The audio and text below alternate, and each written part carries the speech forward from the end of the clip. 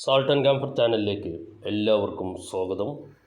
KEAM 2024 engineering pharmacy കോഴ്സുകളിലേക്കുള്ള പ്രവേശനത്തിനുള്ള രണ്ടാം ഘട്ട allotment process ആരംഭിച്ചിട്ടുണ്ട്.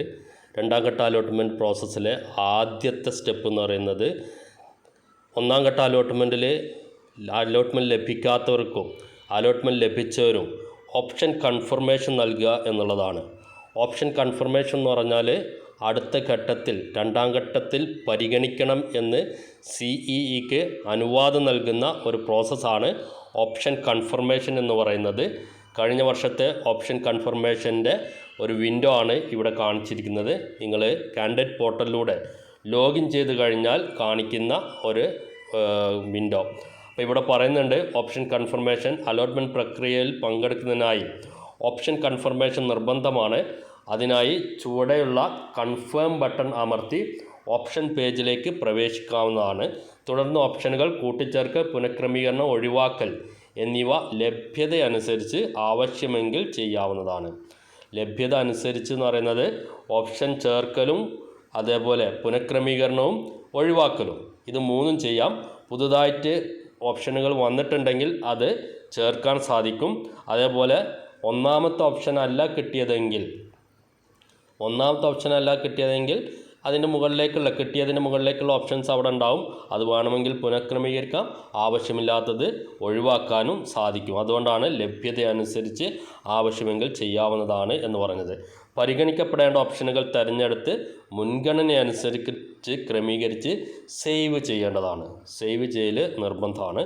ഓപ്ഷൻ ക്രമീകരണം പൂർത്തീകരിച്ച ശേഷം പ്രിൻ്റ് എടുത്ത് സമർപ്പിച്ച ഓപ്ഷനുകൾ പരിശോധിക്കാവുന്നതാണ്. അപ്പോൾ പ്രത്യേകം ശ്രദ്ധിക്കുക, നിങ്ങൾ ഒന്ന് കൺഫേം ചെയ്ത് ഓപ്ഷൻ പുനഃക്രമീകരണം നടത്തുകയോ അല്ലെങ്കിൽ ഇനി പുനഃക്രമീകരണം നടത്തിയിട്ടില്ല എങ്കിൽ പോലും ഡിലീറ്റ് ചെയ്തിട്ടുണ്ടെങ്കിൽ പോലും ഇനി ഇതിൽ എന്ത് ചെയ്ത് കഴിഞ്ഞാലും, അതായത് നിങ്ങൾ ഓപ്ഷൻ കൺഫർമേഷൻ ചെയ്ത് കഴിഞ്ഞാൽ അതിൻ്റെ പ്രിൻ്റ് ഒന്ന് എടുത്ത് വെക്കുക, സേവ് ചെയ്യുക, പ്രിൻ്റ് ഔട്ട് എടുത്ത് വെക്കുക. കാരണം നിങ്ങൾ ചെയ്തു എന്നുള്ളതിന്, ഓപ്ഷൻ കൺഫർമേഷൻ നൽകി എന്നുള്ളതിനുള്ള തെളിവ് ഇതാണ്. ഇത് ഇപ്പോൾ നിങ്ങൾ വെറുതെ ഇവിടെ കൺഫേം എന്ന് പറഞ്ഞ ബട്ടൺ അമർത്തി കഴിഞ്ഞാൽ ഇവിടെ നോക്കുക, ഇവിടെ കൺഫേം എന്ന് പറഞ്ഞൊരു ബട്ടൺ ഉണ്ട്.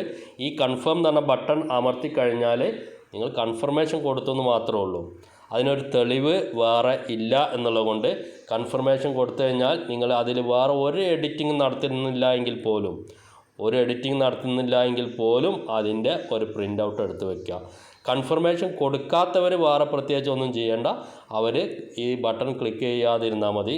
കൺഫേം എന്ന് പറഞ്ഞ ബട്ടൺ എവിടെയെങ്കിലും കണ്ടു കഴിഞ്ഞാൽ അത് ക്ലിക്ക് ചെയ്യാതിരുന്നാൽ അവർ അടുത്ത അലോട്ട്മെൻറ്റിലേക്ക് പോകില്ല. ഫസ്റ്റ് അലോട്ട്മെൻറ്റിൽ കിട്ടിയിരിക്കുന്ന ആ കോളേജ് നിലനിൽക്കും. എപ്പോഴും നല്ലത് നിങ്ങൾക്ക് ഒരു അലോട്ട്മെൻറ്റ് നിലനിർത്തണം എന്നുണ്ടെങ്കിൽ ഫസ്റ്റ് കിട്ടിയ അലോട്ട്മെൻറ്റ് നിലനിർത്തണം എന്നാണ് ആഗ്രഹമെങ്കിൽ ഹയർ ഓപ്ഷൻസ് ഡിലീറ്റ് ചെയ്തുകൊണ്ട് അത് നിലനിർത്തുന്നതാണ്. പ്രത്യേകം ശ്രദ്ധിക്കുക, ഹയർ അലോട്ട്മെൻറ്റ് ഡിലീറ്റ് ചെയ്യേണ്ടത് സെക്കൻഡ് അലോട്ട്മെൻറ്റിൽ ഇനി വേറൊരു കോളേജും പരിഗണിക്കേണ്ട, ആദ്യം കിട്ടിയ ആ കോളേജ് മാത്രം പരിഗണിച്ചാൽ മതി എന്നുള്ളൊരു മാത്രമാണ് ഹയർ ഓപ്ഷൻസ് ഡിലീറ്റ് ചെയ്യേണ്ടത് എന്ന് ഒരിക്കൽ കൂടി ഉണർത്തുകയാണ്.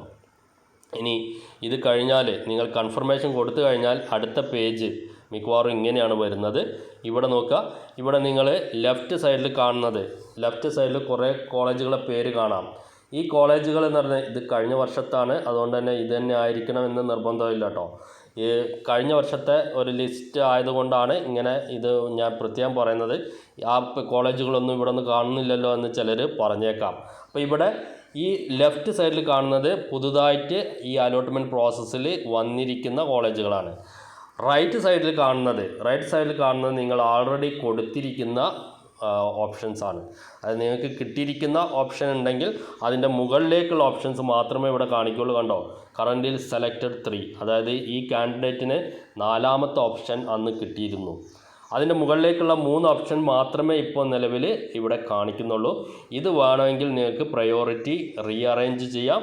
ഇതിൽ ആവശ്യമില്ലാത്തുണ്ടെങ്കിൽ ഡിലീറ്റ് ചെയ്യാം. ഇനി 3ഉം ആവശ്യമില്ല എങ്കിൽ 3ഉം ഡിലീറ്റ് ചെയ്യാം. അതായത് സെക്കൻഡ് അലോട്ട്മെൻറ്റിലേക്ക് നമുക്ക് പരിഗണിക്കേണ്ട എന്നുണ്ടെങ്കിൽ കൺഫർമേഷൻ കൊടുക്കാതിരിക്കാം. ഒപ്പം കൺഫർമേഷൻ കൊടുത്തു കഴിഞ്ഞാൽ ആവശ്യമില്ലാത്ത എന്നുള്ളതൊക്കെ ബാക്കിയൊന്നും ഇനി ആവശ്യമില്ല എന്നുള്ളതൊക്കെ നമുക്കിത് ഡിലീറ്റ് ചെയ്യുകയും ചെയ്യാം. മുഴുവൻ ഡിലീറ്റ് ചെയ്യുന്നതിനും പ്രശ്നമൊന്നുമില്ല. പക്ഷേ ഡിലീറ്റ് ചെയ്ത് കഴിഞ്ഞാലും ഇതിലെന്ത് റീഅറേഞ്ച്മെൻറ്റ് ചെയ്ത് കഴിഞ്ഞാലും ഏറ്റവും മുകളിൽ കാണുന്ന ആ സേവ് എന്ന് പറഞ്ഞ ബട്ടൺ ഒന്ന് പ്രസ് ചെയ്യാൻ ശ്രദ്ധിക്കുക. കാരണം സേവ് ചെയ്തിട്ടില്ല എങ്കിൽ നമുക്ക് ഇത് ഓപ്ഷൻ ഡിലീറ്റ് ചെയ്തതിനോ അല്ലെങ്കിൽ മറ്റുള്ളതിനോ ഒന്നും ഒരു തെളിവില്ല, അതവിടെ കിടക്കുകയും ചെയ്യും.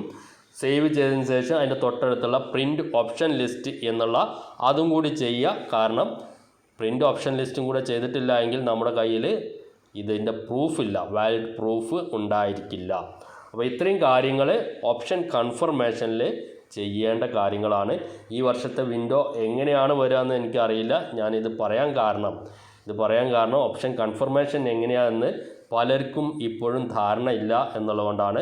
നിങ്ങൾ കാൻഡിഡേറ്റ് പോർട്ടലിൽ ലോഗിൻ ചെയ്ത് കഴിഞ്ഞാൽ അവിടെ കൺഫേം എന്ന ബട്ടൺ കാണുന്നുണ്ടെങ്കിൽ അത് കൺഫർമേഷൻ കൊടുക്കുക. അടുത്ത ഘട്ടത്തിലേക്ക് പരിഗണിക്കണം എന്നുണ്ടെങ്കിൽ അടുത്ത ഘട്ടത്തിലേക്ക് പരിഗണിക്കേണ്ട, മൂന്നാം ഘട്ടത്തിലേക്കാണ് പരിഗണിക്കണമെങ്കിൽ അപ്പോഴും നിങ്ങൾ കൺഫർമേഷൻ കൊടുക്കണം. കാരണം രണ്ടാം ഘട്ട അലോട്ട്മെൻറ്റ് പരിഗണിക്കാതെ മൂന്നാം ഘട്ട അലോട്ട്മെൻറ്റിലേക്ക് പരിഗണിക്കില്ല എന്നുകൂടി ഓർമ്മപ്പെടുത്തുകയാണ്.